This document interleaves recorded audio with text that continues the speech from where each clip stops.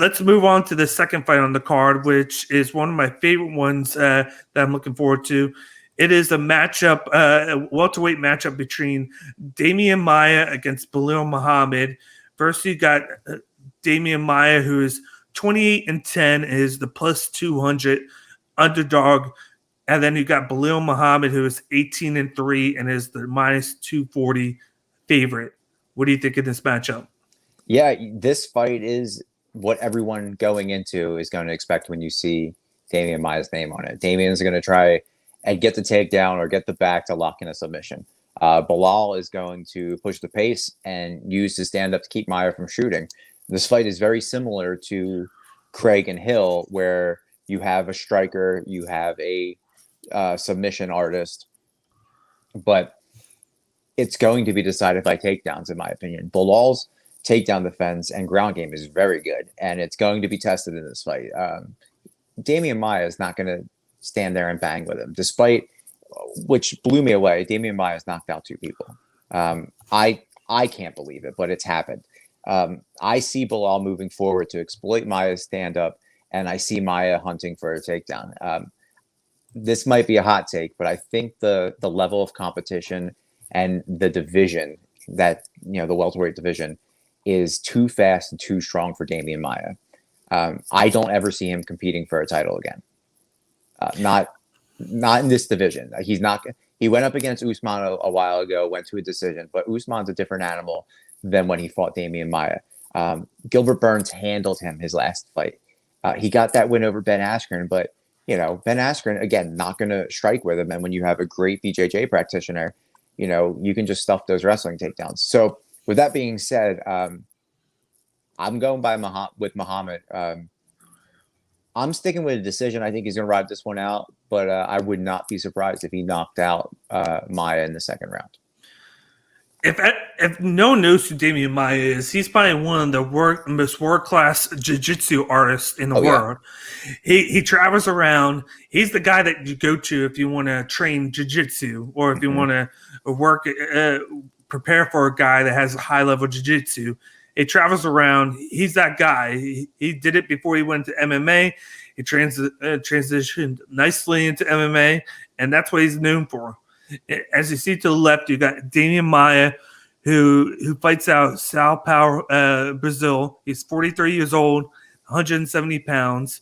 He is 6'1", and he has a 72 reach, and he fights out Villa de Luda Gym. And then you got Belal Muhammad, who fights out Chicago, Illinois. He's 32 years old, 170 pounds, 5'11", with a 71 reach, and he fights out Rufus Sport MMA Academy.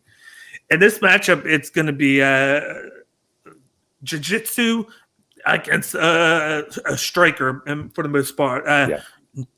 First, you got Demian Maia, who, of course, just like I said before, the world-class jiu-jitsu artist. He's going to look to get you into the clinch or get you down on the ground, however he can, and he's going to work in the guard. He's not that great on top guard. He's more so going to try and get the side guard and get on your back and try and act like a backpack. Yep. He's going to try and apply one of those many submissions that he can. He's only had 2 knockouts, like you said, and a lot of his fights either end by submission or by decision. Yeah, he's got 14 submission wins and 11 decision wins. Whereas you got a guy like Belal Muhammad, he has a wrestling background, but I don't think he's going to use it in this fight. He's going to push the pace. He has awesome cardio, one of the best cardios in the division. He has great combinations. He keeps the fight pushing forward. He's relentless with his attack. He has great combinations, and he puts out a lot of volume. He's known for that, and he's tough. And then one of the things that will be key in this is he likes to switch stances. So he's going to switch stances to give different looks to keep Demian Maia from getting too comfortable trying to get him down for into the clinch or against the cage. I feel like the way that this is going to go is Belal Muhammad is going to knock out Demian Maia in the second round and pick up the victory. He's going to overwhelm Maia early with the volume that he's going to put on him. And I think he's going to hit him once in the first round. It's going to stun Maia. It's going to get him off his game plan. Even guys like Maia can get flustered in fights. Just look at the Gilbert Burns fight. That's what happened with them. And it's going to happen again with the rising star like Belal Muhammad, who is going to look to jump into the top 10 right now. I believe he's 12 right now, Maia's 9. And he's going to want to look to make that a switch. Muhammad wants to jump into that top 10. He had like a small sample against Edwards before the eye poke. Tiny sample. Yeah, and he wants to redeem himself from that. So I think he's gonna pick the victory, move to number 9 in the rankings, and then put him in a place to get in a top 5 matchup in the future. Yeah, I mean, to your point about him being overwhelmed, like I'd be overwhelmed too. When he entered the UFC, he was able to exploit people's BJJ, and their takedown defense. He was able to, like you said, get on the back and ride you like a backpack.